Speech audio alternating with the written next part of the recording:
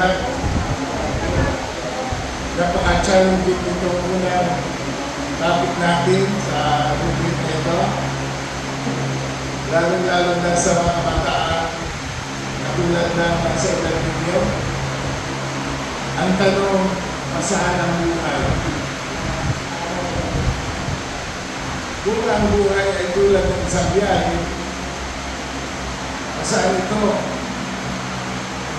Karaniwan, naniniwala tayo sa kasabihan, I am the captain of my life. May hirang ay naghirang dahil buhay niya. Ikaw ang magpapasya kung saan ito patutungo. Ngunit ang tanong ay, may saysay ba naman yung direksyon pinatutunguhan ng iyong buhay? Sa talinaga ng nawawalang tupa, may kasama pa yan, nawawalang salaping pira. Kasama din yung talinaga tungkol sa prodigal son. Isa ang katotohanan ipinapaliwanag. Ang tao sa kanyang sarili siya lost. Kaya sa preaching class namin, wala yung kapon ninyo itong talinhaga sa nakalimugang anak. At ito ang larawan natin sa harap ng Diyos. Isang tao na ikaw. Kailangan tayong makarating sa isang punto ng buhay na ma-realize kung nagkakaroon ang buhay ko. Hindi ba ito nangyari sa kalimutan anak? Ang sabi ng talata, na mapag-isip-isip niya. Kailangan tayo dumating sa ganun realization na mapag-isip-isip natin kung pasaan ang buhay. At ipalayo rin na nilakbay bakit nagkaganito ito. At ano ang ating gagawin para maayos ito? Sandali tayo manalangin. Panginoon, gabayan mo po kami sa aming pagtulad sa araw ito. Sumamin ka, Panginoon, ang iyong Espiritu ang magbibulot namin. Ibigay sa amin na lahat ng liwanag at pagkakawa para lahat ng aming makikinig sa buong panahon ng Pagkakilubos namin makakita. Sa ito, ay nagtuloy ng lahat ng palagi para ng makakalawa.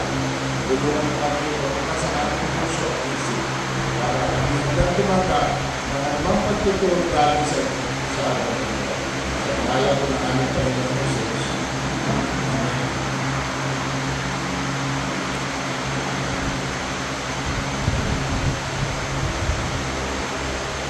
Ang buhay, kung sa paglalakbay, kapag ito'y merong layunin, ito'y merong direksyon. Pag ang buhay na walang layunin, parang ito'y pamamasyal. Hindi ba yung namamasyal dahil wala namang tinuturo, kasi naman sa night market. Yun na yun. Yung kumain ng quick, yun na yun. Yung kumain ng balot, yun na yun. Yung kanya, parang nila ang destinasyon. Pero alam natin hindi yun. Ang paglalakbay ay merong direksyon. Sana nalimutan ko, pero meron akong balunggo ng sinunod, patay natin sa ligas. Hindi ko alam kung ilang daan metro ako isang kilo. At gusto ko sana mabuhitan ng unang 5 puntada para isalarawan sa inyo na ganoon lamang ang ating buhay sa mundo. Para isang kung sa sinunod, buhitan mo yung 5 puntada at yun lang ang pinakatawan ng ating buhay sa mundo. Hindi ba napaka-exit? Napaka-exit. Paano ko ba paplanuhin yun? Sa pagdating na 30, asawa na ako, pagdating ng 40, dapat ay may bahay na ako. Kasi magpapakalos na ako at 25, ganyan. Pagdating ng 60, mag-retire na ako at kung may buhay pa, mag-relax na. ating pinaplano. Ganun lang yung friends. Parang habang ulit, pero yung 5 unang bulgada, yun lang ang buhay. Yun ang ating earthly existence na dapat natin gulin sa madaling panahon. Siyempre, lalo't kilala ng author ng purpose-driven life ay naghanay ng 3 level ng pamumuhay. 3 levels of living. Unang level daw, at yung pinaka-lowest level ay yung survival living. Yung nabubuhay ka lang para mag-survive. Pinaparaos mo lang ang buhay. Ang purpose ay kung paano lang ang mabubuhay at makakasurvive. Sabi niya, they are not living, they are just existing. Pag ito daw ang buhay, hindi ang buhay. Nag-exist ka na. Nag-exist ka na. Nakakaraos ka na. Pero meron pa dalawa, medyo marangal-rangal na level, yung success level. Mas mataas ito kasi ito yung mas agresibo at masigasig na tao, nagsisikap at nakakabayad sa mga obligasyon, at nakakaipon at nagsisikap at nakakulang isang happy buhay. Marami pa sa atin na gano'n, masigasig, gusto makaipon, gusto makakulang ng konting tagumpay sa buwan, bayad sa mga bills, at may masabi naman, nagtatagumpay at may napapangyari. Ulit nakakaramdam naman ng emptiness. Pwede ka na sa pizza, pwede ka na sa bangko, makatapos ka naman, may trabaho ka naman, pero so emptiness. At kung nakarating ka at umahon ka sa ladder of success, lalo ka na sa itaas, pagdating mo doon, hindi ka pa rin masaya. At iniisip mo, ito lamang ba ang meron sa buhay na ito? Ilan naman siguro sa naririto ang kumakatawan sa taong inilalarawan ko. Yung malapit na doon sa kanilang hinahanap sa buhay, pero hindi pa rin sila masaya at nahinisip pa rin at nagtatanong, ito lamang ba ang meron sa buhay? Pagtatlo ay yung significance level. Nakaroon kayo mga taong alam kung bakit sila narito sila. Significance is when you know why you're here. Naranatin mo na wala kang isang significant na buhay kapag alam mo kung ba't narito ka sa mundo. You know that your life matters. Alam mo na may meaning ng mga nangyayari. Kaya sabi niya rin Marian, people who enjoy significance knew what on earth they are here for. Sa katunayan, may dalawang mahalaga kaganapan sa buhay natin. Ang una ay tayo'y ipanganak. At pagdalawa, noong matuklasan natin kung bakit dalawa daw lamang ang mahalagang kaganapan sa buhay natin. Una ay nung tayo pinanganak at pangalawa, nung nalaman natin kung bakit tayo pinanganak sa mundo. Bago ako tumungo sa talagang paksa, gusto kong ibigay yung mga tanda. Anim na tanda na nagpapahiwatig na maaaring hindi ka nabubuhay sa mga layunin ng Diyos. Ano daw? Mga tanda na nagpapahiwatig na hindi ka nabubuhay sa mga layunin ng Diyos. Si David ay nagpahayag ng ganito. I cry out to the Lord, Most High, to God who fulfills His purpose for me. Psalms 57 verse 2. Ang amin 57, talatang 2. I cry out to God Most High, to God who fulfills His purpose for me. Meron daw Diyos na nagsasakatuparan ng kanyang layunin sa buhay. Ano ang katotohanan ng inihayin pa nito? Na merong Diyos na lumikha. Na tayo bahagi ng kanyang walang hanggang plano. At tapos na yung plano na yun. At nagawa ng plano na yun bago palikhayin ng isang libutan. Isa sa kawa. Hindi ba kamangha-mangha sa atin yan? Na hindi naman tayo singaw na sumulpot lang sa daigdig. Hindi tayo bahagi ng isang Diyos of plano ng Diyos sa sangalan. Meron siyang panukala. Panukala ang nais niya papangyarihin. Ngayon, ang pinakamahirap unawain ito. Paano ba ibalanse yung God's sovereignty at saka yung human responsibility? Ito ang plano ng Diyos, pero ako ang tutupad dito sa aking buhay. Nagamate ang ating mga decisions and choices. Paano natin pagtatagpuin na meron Diyos na nagpapangyari ng kanyang layunin sa akin, pero meron naman tayong laya na gawin ang lahat ng gusto natin. Paano ba magiging magkakampi yung dalawang katotohanan na yun? Para magkalaban yung dalawang katotohanan na yun eh. Ito ang plano ng Diyos. Perfect, maganda. Pero paano kung ayaw mo? Paano kung ang ginagawa mo direkta opposite ng gusto ng Diyos sa buhay mo? Ano na mangyayari sa dalawa? Naalala ko ang sinabi ni Yahweh kay Joshua. Hanggang ngayon, from the river to the sea. Kasi nakamapa na sa Diyos. Ito ang lupain, ibibigay ko sa inyo. Pero magkakarampot lamang na naukupan nila dahil hindi nila hinakbangan sa pananampalataya yung sinabi ng Diyos na dapat ay mangyari at mapasa kanila.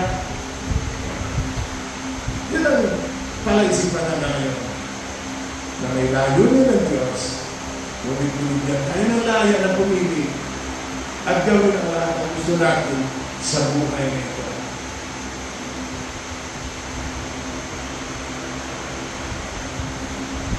Ngayon, introduction pala na ang unang tanda.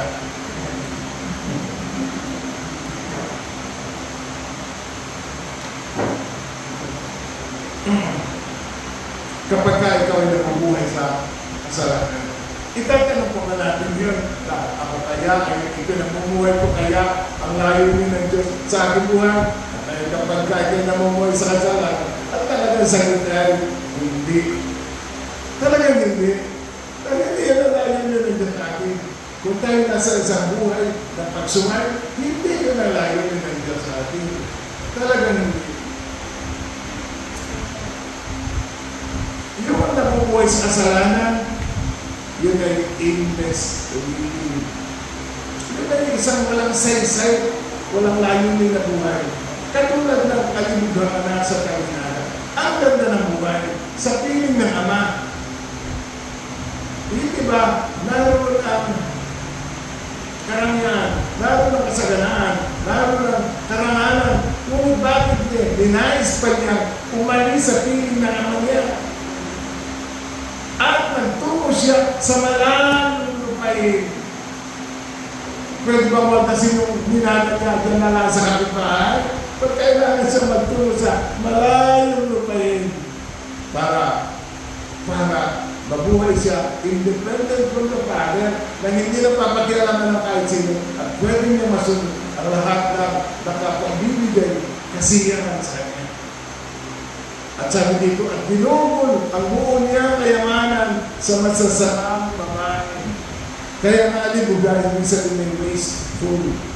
Kaya sa tao na mabuhay sa kasalanan, yun isang aimless living at isang wasteful na living. Winawaldas niya ang buhay niya. Nawaldas ang kanyang minana, nawaldas ang buhay niya. Sinayang niya ang buhay niya. Ngayon, saan ang dulo nito? Hindi ang kwento ha. Parehas natin ang pakinggan yan sa Bible. Ano ang dulo ng lahat na ito? Emptiness. Lack of joy. Lack of direction.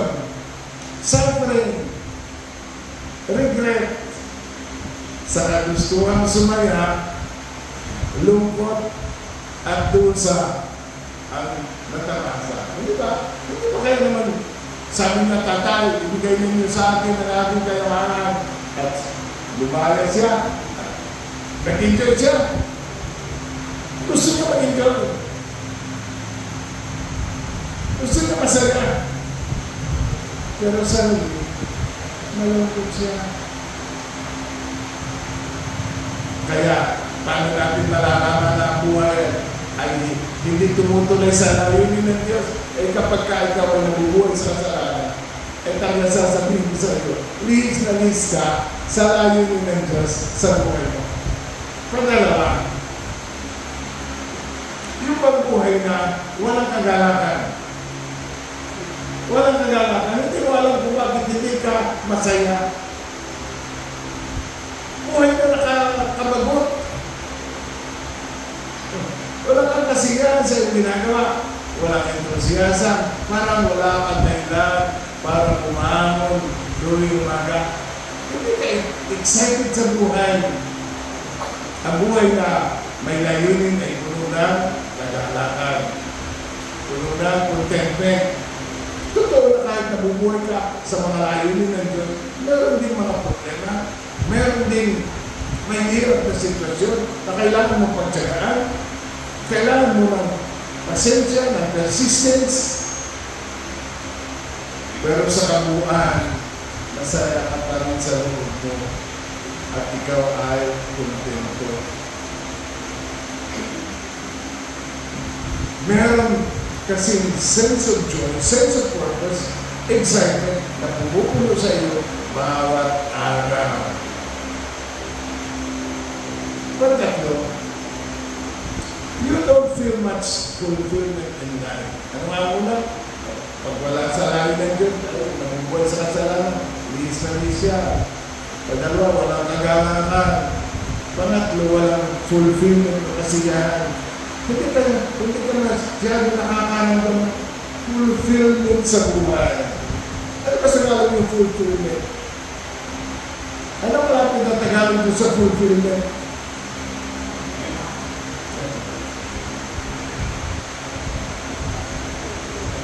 Kahit walang may nangyayari, kahit walang may nararating, nangyayari, hindi ka fulfill. Sabi ng author, fulfillment comes from doing rewarding, meaningful, and purposeful things in life. Dapat daw, ang ginagawa mo ay rewarding, meaningful, purposeful. Kapag ginawa mo yung tatlong bagay na yun, makakaramdam ka ng fulfillment. Fulfillment. Sa paggawa ng mga bagay na sa paliwala mo ay may kabutuhan, makakasumpong ka ng kasiyahan. Ulitin ko, sa paggawa mo ng mga bagay na sa paliwala mo ay makabutuhan, nakakaramdam ka ng kasiyahan.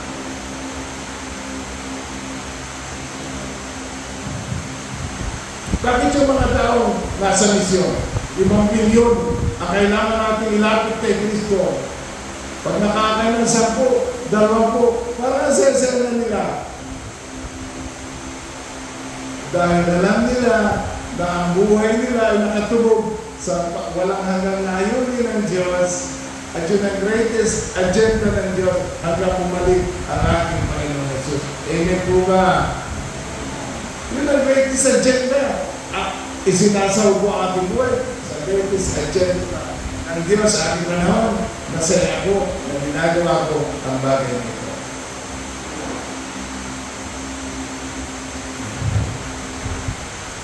Panila na. Okay, gising pa kayo. Dapat, nagtatrabaho ka lang para mabuhay. Nagtatrabaho ka lang para mabuhay. Paulit-ulit lang ang buhay. Hindi ba? Kaya sabi ko sa mga nakakamagot ang mga bagay sa daigdig na ito. Ang mga bagay paulit, patatapusan paulit-ulit, ng paulit-ulit, ng paulit-ulit. maghihila ka sa tupa, magtitili, kakain ng kape, matutulog. Maliligo na naman, pupunta na naman sa trabaho. Pag naghihila ka na naman sa sopa, nanonood ng TV, nag-Facebook, ano na lang.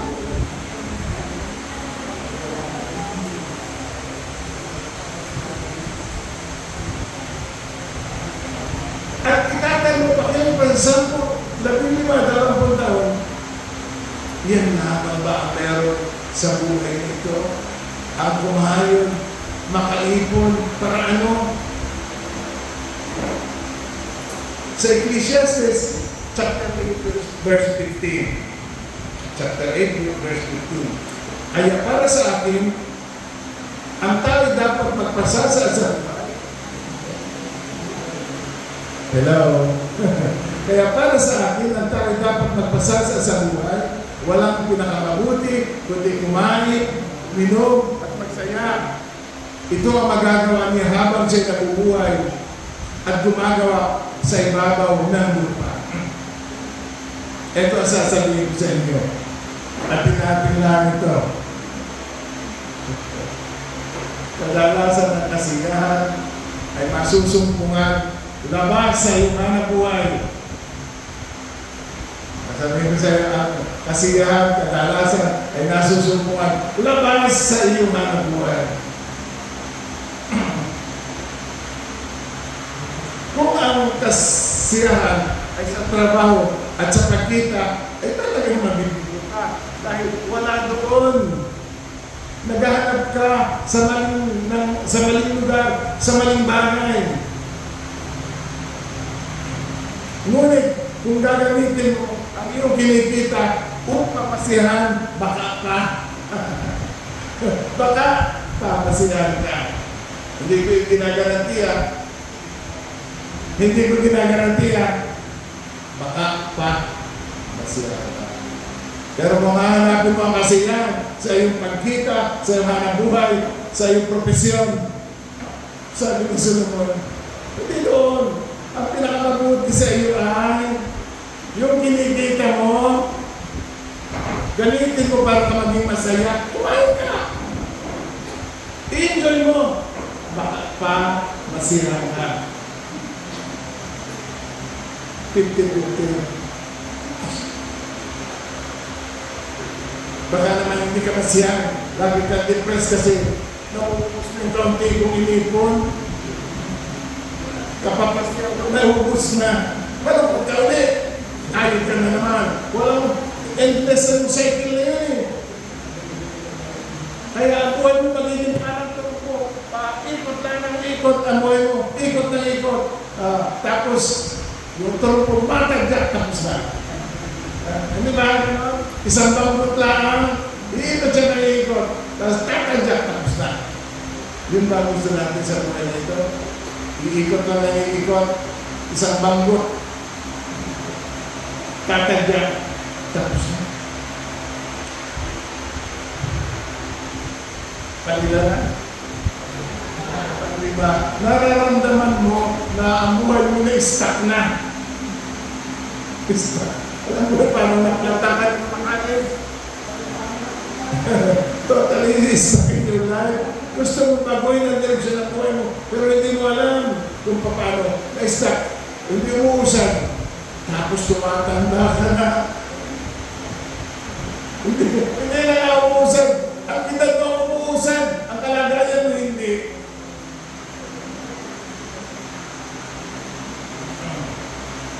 At pag-uwi,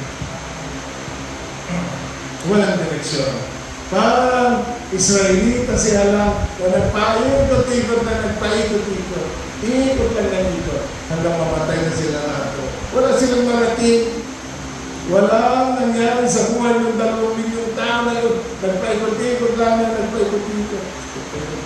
Pero araw-araw nakakakita sila ng himala ng Diyos.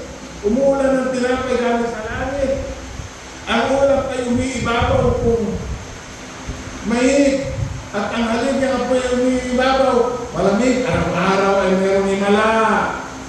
Kaya wala silang narating. Nagpaikot-ikot. Wala silang narating.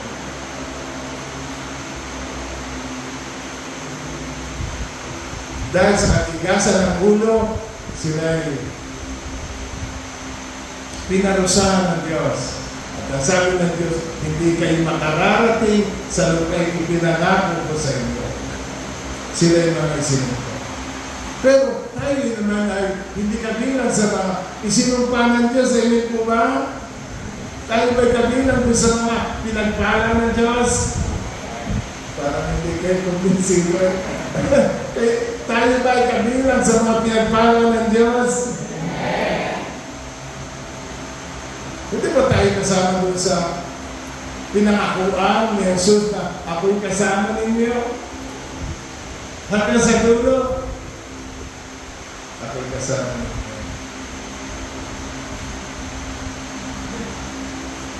Tayo kasama doon sa merong nararating sa buhay. Sabi mo sa katabi mo, ikaw ay kasama doon sa may mararating sa buhay.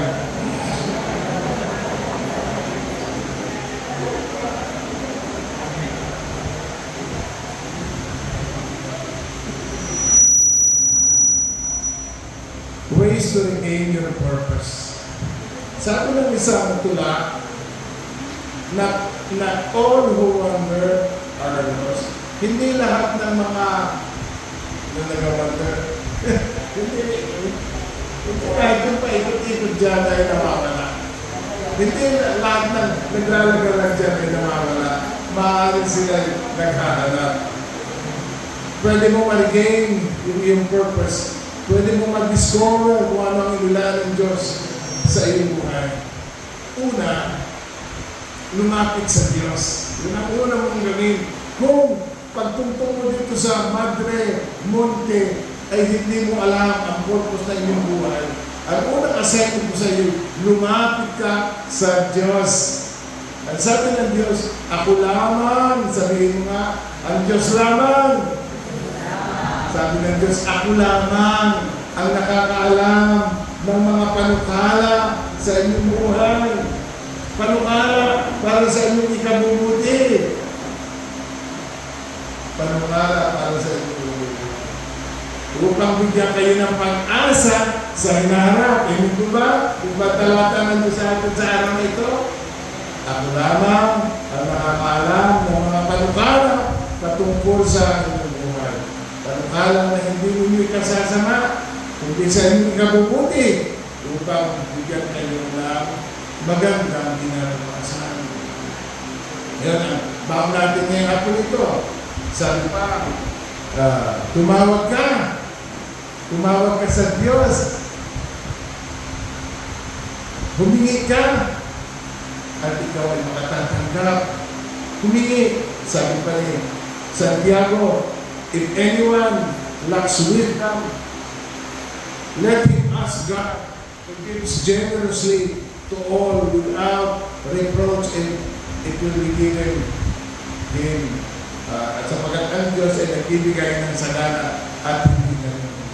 Kaya po, kailangan mo ay direksyon at layunin ng buhay. Lumapit ka sa Diyos at umamin ka na kailangan mo siya at isuko ang iyong sarili. Panginoon, hindi ko alam.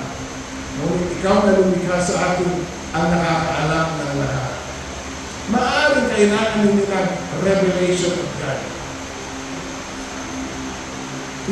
Ang Diyos ang magbibigay sa inyo ng clue kung para saan ang buhay ninyo. Huwag titigil sa pagtawag sa Kanya hanggat hindi ninyo natatanggap ang kasagutan. Ang Diyos na mismo ang ating kasagutan. Ang Diyos ay Diyos ng mga layunin at hindi siya gumagawa ng anumang bagay na walang layunin. At nais mong malaman mo ang mga layunin iyon.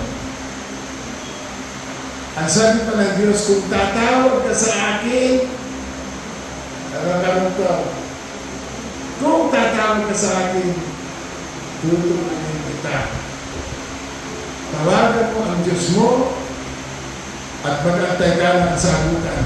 Maaari ang inihintay lamang ng Diyos ay ang hanapin mo siya ng buong sikap para magabayan ka niya sa iyong buhay. Seek me, sabi ng Diyos, seek me, and you will find me. If you will seek me with all your heart, ulitin ko, seek me, and you will find me. If you will seek me with all your heart. Kung hahanapin mo ako ng buong sikap at buong puso, masusuntukan ninyo ako.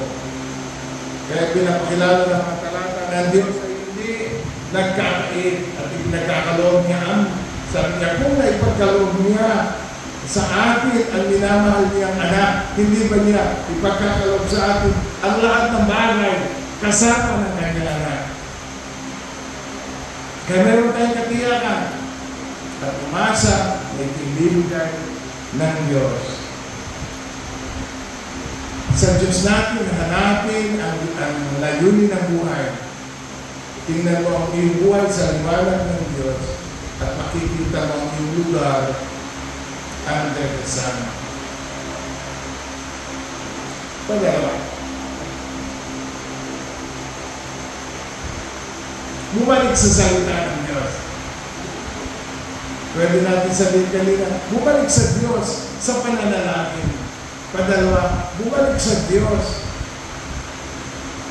sa kanyang salita. Ang pangunahing paraan ng Diyos para mangusap sa atin ay sa pamamagitan ng kanyang salita.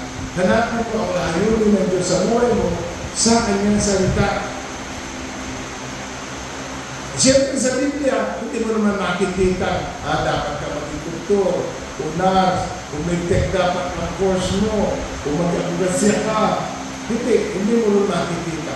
Ang makikita mo sa Biblia ay ang puso ng Diyos. Ang pag-iisip ng Diyos.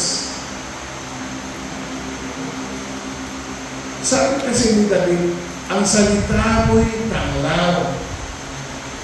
Ang salita mo'y tanglaw. Hindi ba pag tayo nag-a-upload sa layunin ng buhay? Hindi ba tayo nabibiglan?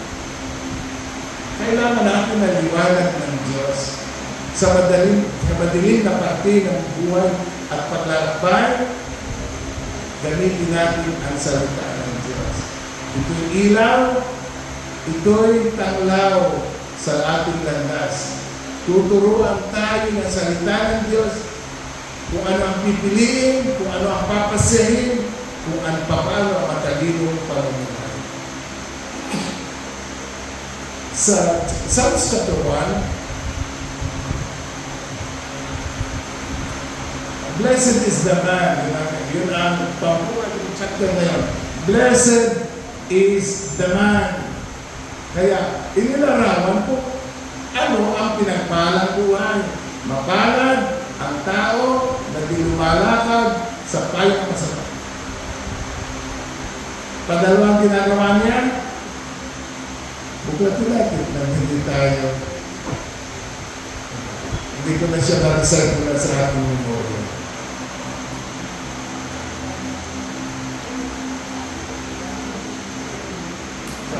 Awit chapter 1. Mapalad ang taong hindi naaakot niya ang masasama upang sundin niya ang kanilang paling-paling halimbawa. Verse 2. Nagagalak siya laging magsaliksik na banal na araw ang utos ni Yahweh siyang pinumulay sa gabi at araw. Makikita ninyo kung anong pinagpalang buhay. Yun bang 2 beses kayo magbuklat ng Biblia sa isang linggo ay katumbas ng gabi at araw? Malayo pa ba yun? Malayo pa. Ay, kung 3 beses sa araw, malayo pa, no? Kundi kanyang binubulay day and night. Paano maliligaw ang tao yun? Kano pala siya? Ina-describe dito yung state of blessedness. Na kanyang kinukuha ang salita ng Diyos at ginagawang bahagi ng kanyang buhay at maghapon. Pero hindi maliligaw ang tao yan. Kung ang salita ng Diyos ay ilaw, kung ang salita ng Diyos ay gabay, binubulan niya araw at gabi, hindi maliligaw ang tao na yun. O kung siya naligaw sandali, madali na lamang ang bumalik.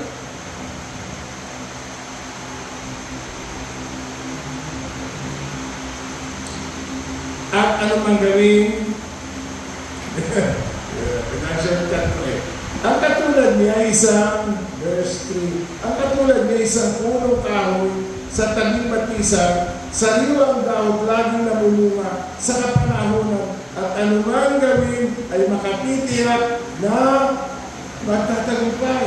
At anumang gawin, masyadong incompassible yung salita, at anumang gawin, saan mo bang larangan ilagay ang tama yun?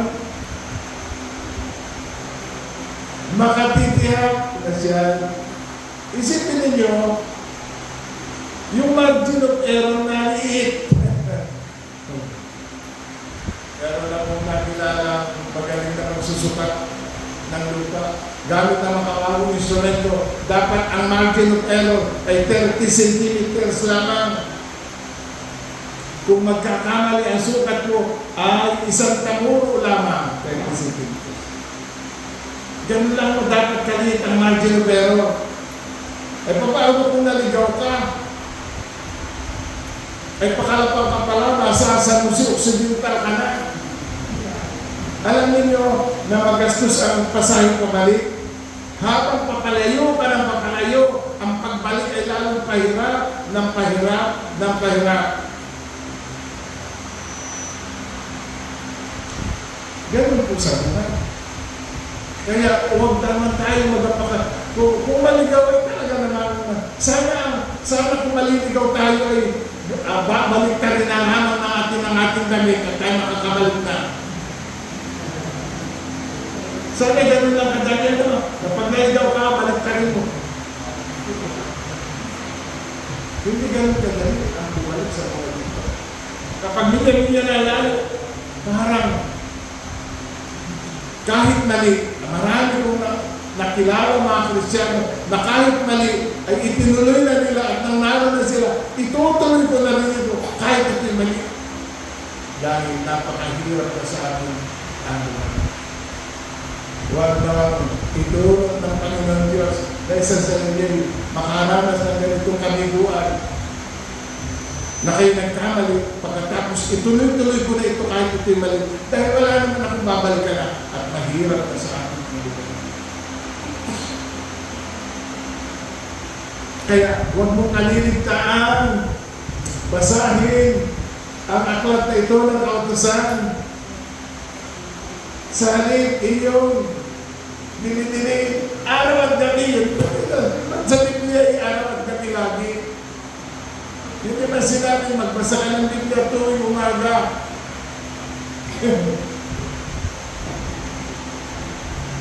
Tuloy-tuloy. Manatili sa Diyos, sa diwa ng pananalangin at sa pagbubulay ng kanyang salita para hindi tayo maligaw. Upang masunod mo ang lahat ng mga nakasaad dito. Sa gayon, ikaw ay giginhawa at magtatagumpay. Ano? Sa sinasabi, kanina, anumang gawin ay makatitiyak na magtatagumpay. Dito naman nasabi, ikaw ay giginhawa at magtatagumpay. Huwag hayaang magkulang sa gabay ng Diyos dahil pinabayaan natin ang pagbubulay ng kanyang salita. Hindi tayo hahayaan ng Diyos na kakapa sa buhay nito. Kung ating lamang pagsisikapang pakinggan siya sa pamamagitan ng kanyang salita. Ito pang larawan ng pinagpalang buhay.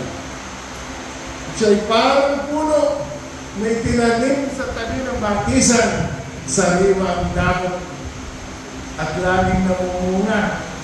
Ano ang ibig sabihin nung halaman na palaging sariwa ang dahon at laging namumunga sa panahon? Hindi ba yung buhay na, yung buhay na punong-puno ng buhay, may buhay, pero walang kabuhay-buhay. Nahinga lang, pero walang excitement in that, walang enthusiasm, walang aim, walang purpose. Sabi ng Biblia, blessed is he. Mapalad siya.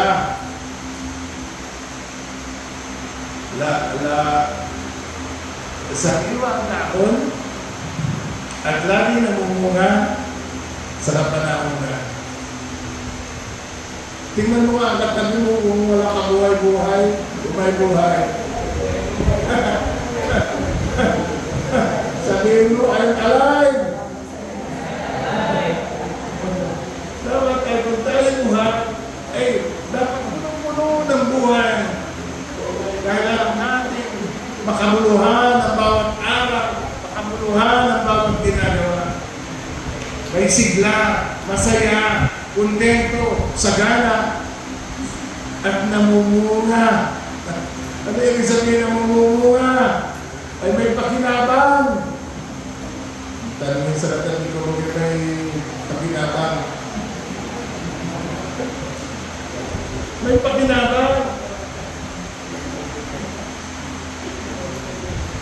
Kapag-pakinabang, saan ka man nakatanim, kapag-pakinabang ka sa iyong pamilya, kapag-pakinabang ka sa iyong iglesia, kapag-pakinabang ka sa bayan mo, ikaw ay may silbi.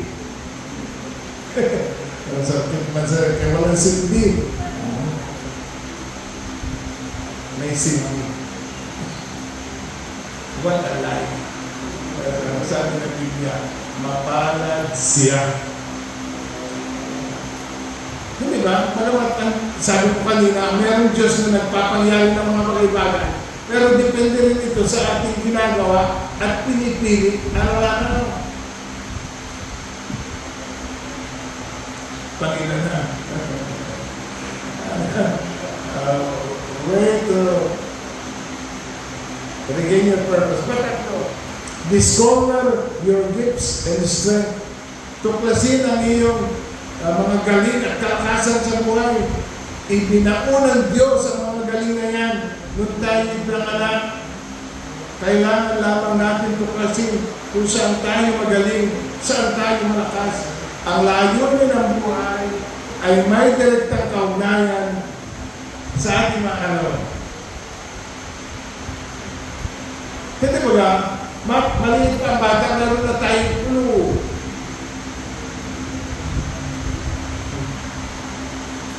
Kasi, bata pa, makikita mo na yun.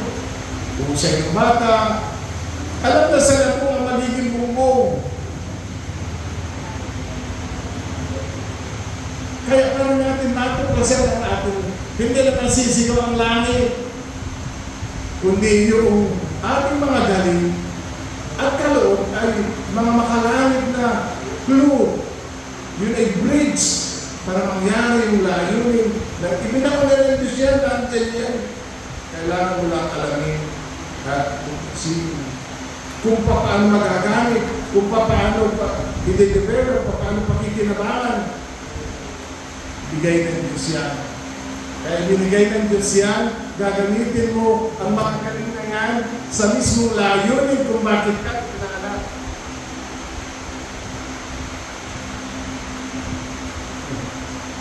Ako'y nag-akulit pa si Pastor Weird. Nag-akulit ka ng mga 70 to 80 species ng gumamela. Gumamela. Double petal, ang hinahanap ko ay yung mga very rare na gumamela. Yung tipong asul na gumamela. Nakakita na kayo nakakasil na gumamela. Ay sa kalapag doon sa malapit sa timbahan, nakakita ako ng gumamela na kulay halaya. Kaya ako, mahinig ako, nagugupit ako ng doon lang ako nakakita ng gumamela. Na kulay halaya. Pero ako na po prostrate sa gumamela kasi ang kanyang bulaklak maghapon na kinabukasan benta na. Pero alam ba ninyo na kahit isang araw ang buhay ng bulaklak ng gumamela, nila na-serve na niya ang purpose niya para ipagsingawan ang Diyos ay magaling at maluwalhati at dakilang manlilikha. Pero hindi lang ating mga kaloob. Ang ating mga kaloob ay sumisigaw sa langit sa inyo ng pagsaka at nagsasabing ang lumikha sa iyo ay matalino, magaling, at maluwalhati. Kaya ang lahat ng mga galing na yun ay dapat magpangyari kung bakit siya lumikha at lumigay. Gamitin ang iyong mga galing para mapapurihan ng Diyos at para mapagpalan sa katawan. Sa gayon, makakamtan mo ang kagalagan, kasiyahan, contentment, fulfillment, at siyang isasabihin mo, ito pala dahilan kung bakit ako nabuhay.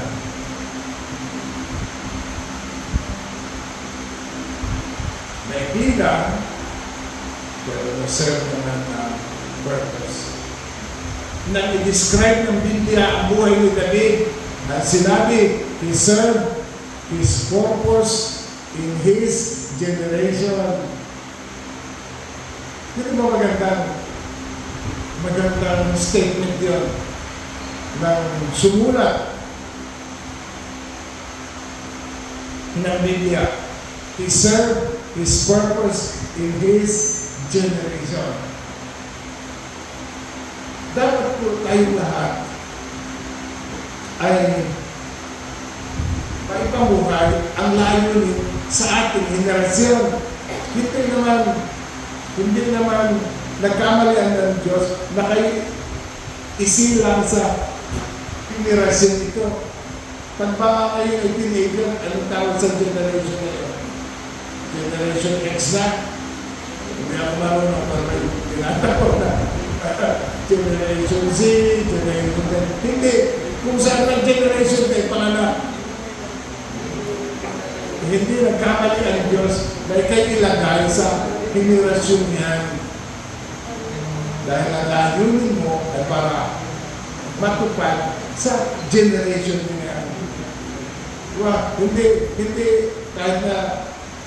kahit na isipin natin, dapat ako pinanganak mo.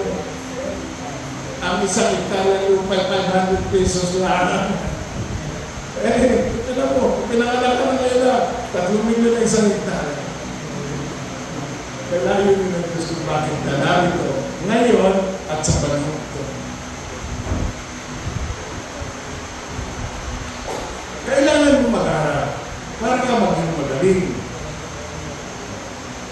Magaling na abogado, magaling na doktor, engineer, piloto. Kung presyo mo ang yung galing. At kung paano gagamitin ang mga galing na yun. At ikokonek ka ng mga galing na yun sa mismong mga tao nais ng Diyos na iyong pagpalain. Ulitin ko, kapag natuklasan mo ang iyong galing at pinaghusay mo pa ang iyong galing, yung galing din na yun na magiging tulad para kapatanatin sa mga tao nais ng Diyos na iyong pagpalain. Kasunod, determine your passion. Saan ka passionate? Saan nakaturo ang puso mo? Ikaw ba ay ang puso mo ay nasa business, nasa arts, economics?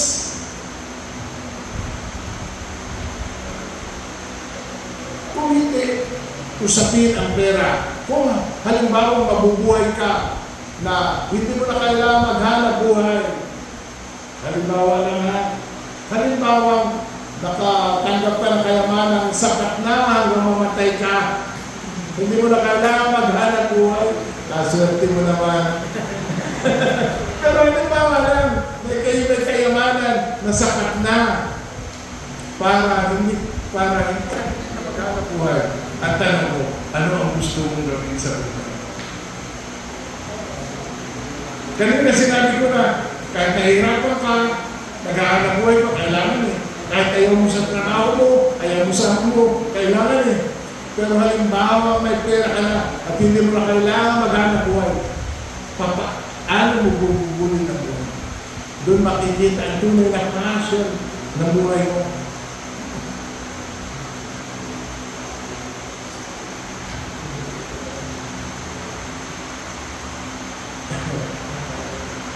Saan ka masaya? Saan ka masaya? Kapag matutukoy ninyo ang passion ninyo sa buhay, iuugnay din kayo nito sa layunin ng Diyos sa buhay ninyo.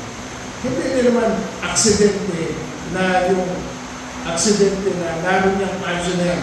Ako, passionate ako sa mga bagay na may buhay. Kaya sa mag-asawa, kung mahilig mag-alaga ng hayop, ako mahilig mag-maintain ng garden. Kaya, na-enjoy ko rin kapag nakikita ko nag-grow ang church.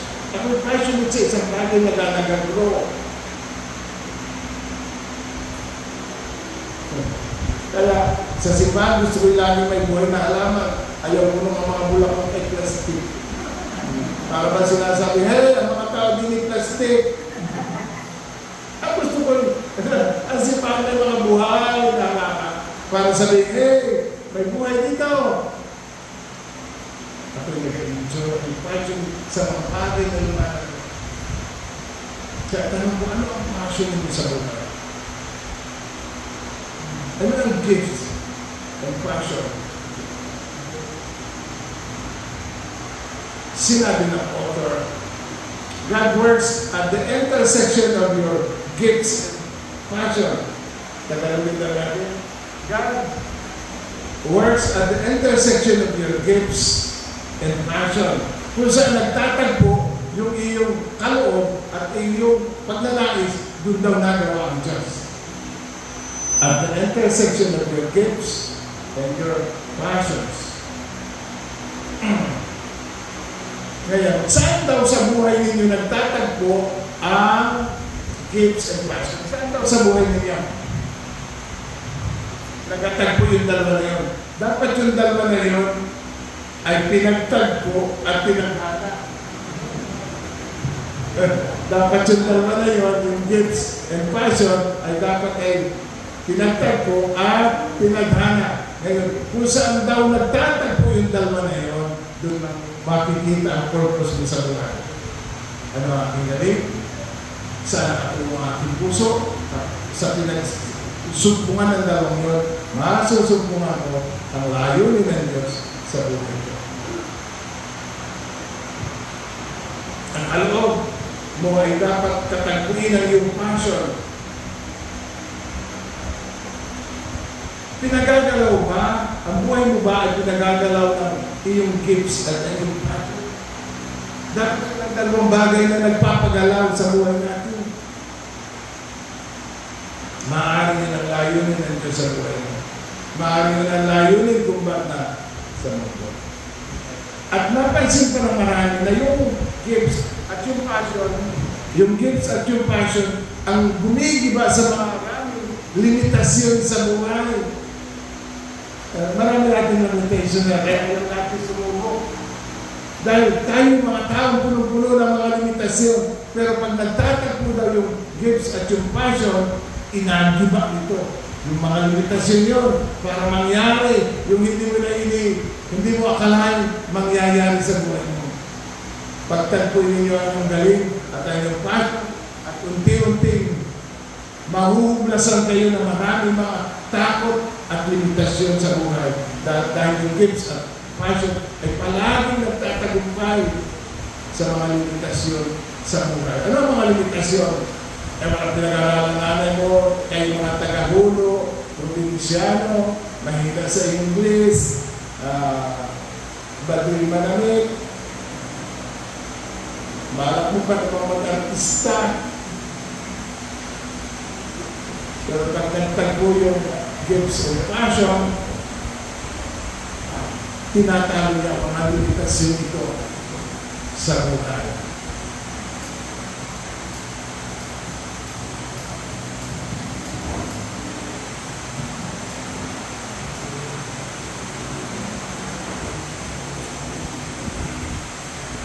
Yung mga taong passion passionate sa buhay, hindi nagsasawa sa kanilang nilaga kahit paulit-ulit at paulit-ulit at paulit-ulit. Hindi sila nagsasawa.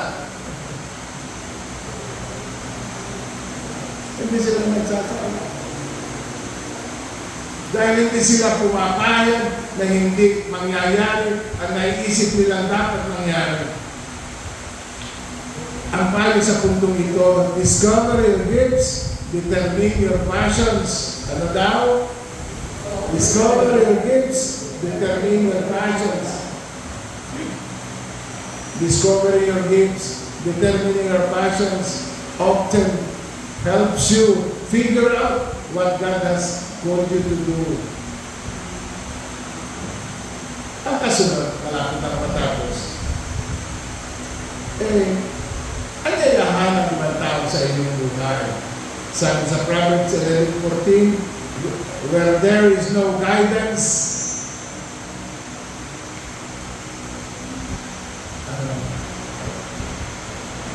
sa kasaganaan ng pabasa daw ang Proverbs 11:14. Tingnan natin.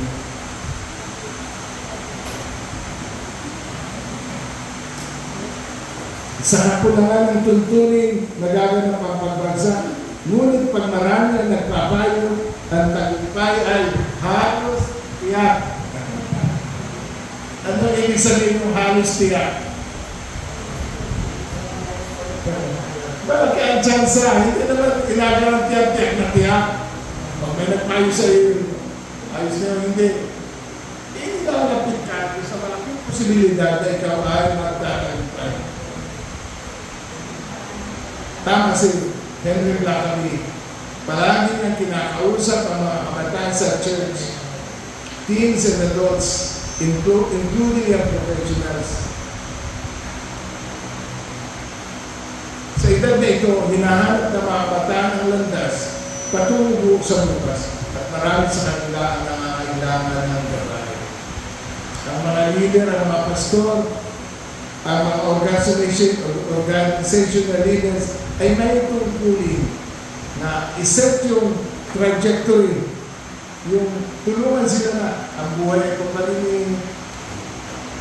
Hindi ba malaking kaganakan na tulungan mo ang mga tao hanapin yung direksyon nila ng buhay.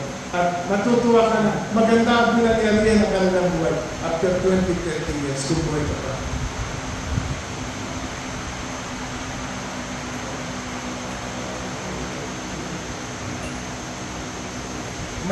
Tama ka rin yung kasabihan, papunta ka pa lamang, pabalik na kami. Yung mga pabalik na, alam na nila ang mga pinagdaanan at pwede na nila i-share sa inyo yung mga bagay na dapat ninyong pagandaan at ganoon din sa mga bagay na iiwasan. Tulungan natin sila. Kailangan ng mga kabataan ng matalinong tagapayo upang hanapin ang layunin ng buhay.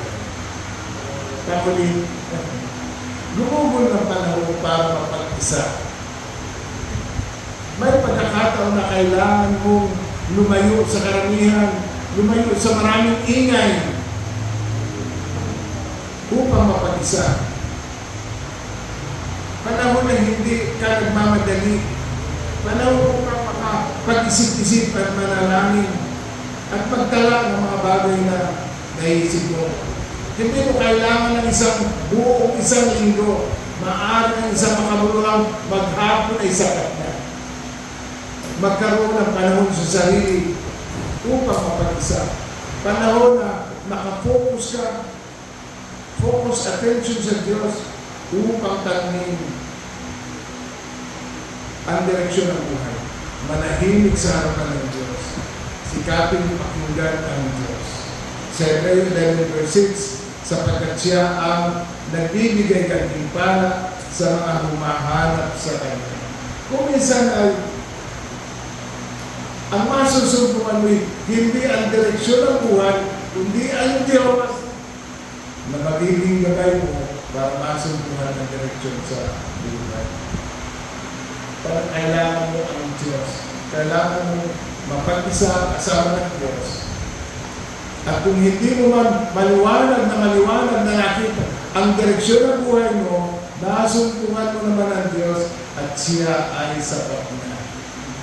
Sa huli, magtiwala sa Kanya. Ang mga nagtitiwala sa Diyos, sabi ng Biblia, ay hindi mabibigo.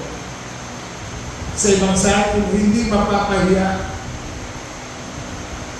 Ang maghahanap sa direksyon sa buhay, maaaring confusing at times, frustrating. Huwag kang matakot. Huwag kang mag-alala. Magtiwala ka. Mapagtitiwalaan ang Diyos. Ang Psalms 23 ay isang patotoo. Hindi ba? Pinabasa ninyo ang awit 23, ang Panginoon ang aking pastor. Patotoo siya na isang tao nakaranas sa Diyos. At ano ang naranasan ni David sa Diyos bilang pastor ng kanyang kaluluwa? Sa dumaan man ako sa libis ng lilim ng kamatayan, wala akong katatakutan naman. Ano ba ang inakatakot ng tupa? Pagdaan niya doon sa valley of death. Ang inakatakot niya ay yung shadow. Ulitin ko ako. Balikan niya yung text. Dumaan man ako doon sa shadow of the valley of death. Sa tupa, nakakatakot yung shadow. Pero, ano yung ramang yun? Maaaring ang takot mo hindi naman totoo. Maaaring natatakot ka dun sa anino lamang na kinatatakutan ng anino lamang.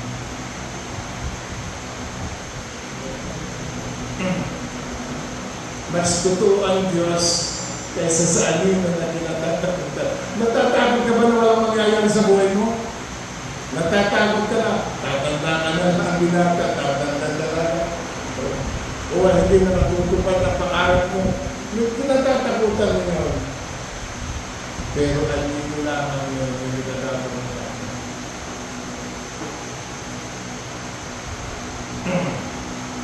At sabi niya, wala akong katatakutan anuman. Gusto ba ninyo mabuhay na wala kayong kinakatakutan anuman? Ano ba ang takot mo? Mamaya, dapat mag-share kayo. Ito talaga takot ko sa buhay.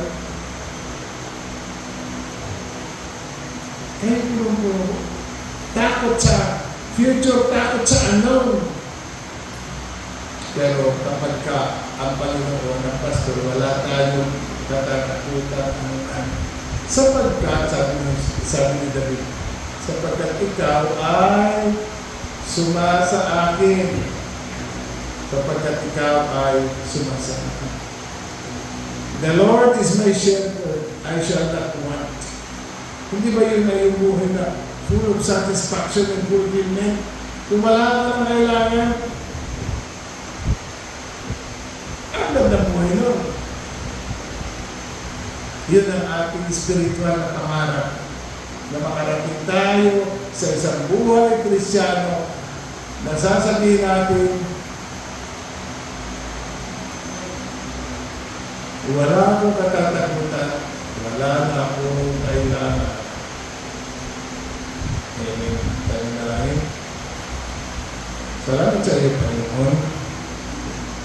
Maraming bagay na itong pag-iisipan namin mula ngayon hanggang bukas. At sa pag-iisip na ito, makasalunod pa namin at kanyang mga magabay, ang aming mga kami. Salamat po na ang malabo gagawin ninyo malinaw. Ang mahirap, paniwalaan ang gagawin ng Panginoon. Tulungan mo kami. At ang mga takot sa buhay at sa bukas, ginagawa namin sa iyong harapan. At kami naman iyakap mo, kami ikukup mo, kami pinangungunahan mo. Pinagalayan mo kami, pinahihilay mo kami. At salamat na masusumpong ka namin kayo, bawat isa sa amin, sa pangalan ng Jesus. Thank you.